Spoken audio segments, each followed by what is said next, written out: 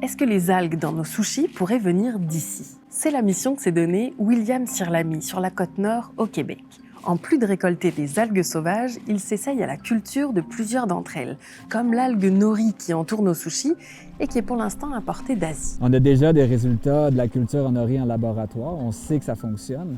Après, c'est vraiment de le voir en mer avec les conditions du Québec. Est-ce qu'entre les deux hivers, c'est possible de la cultiver?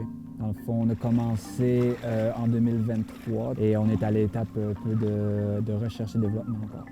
La nori se vend très cher sur le marché de l'alimentation. Elle est aux algues ce que la truffe est aux champignons. Mais sa culture est plus difficile que les autres algues que l'on cultive, comme la laminaire sucrée ou le wakame par exemple. Parce que pour arriver à cultiver une algue, il faut maîtriser son cycle de vie.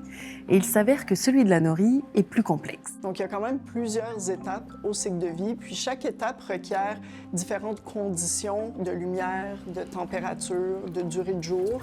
Ça, c'est quelque chose à trouver pour chaque espèce. Donc, ça va varier selon l'espèce, puis ça peut même varier selon la région. Comme nous, au Québec, par exemple, versus aux États-Unis ou en Norvège, ce ne sera pas nécessairement les mêmes combinaisons de conditions.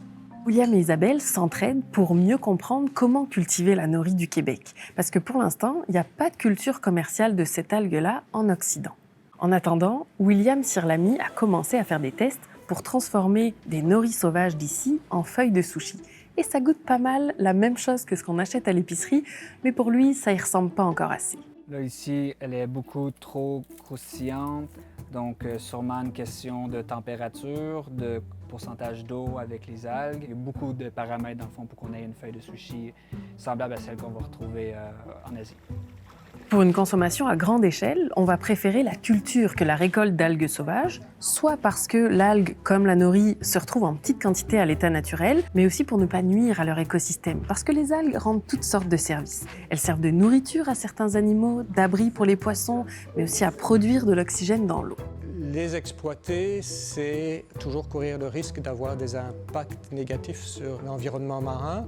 Et en culture, on n'a pas ces impacts-là parce qu'en fait, on produit ce dont on a besoin sans toucher aux ressources naturelles. Au Québec, on compte à peine une poignée d'algoculteurs, mais la demande en algues augmente et le Canada est bien placé pour développer un marché.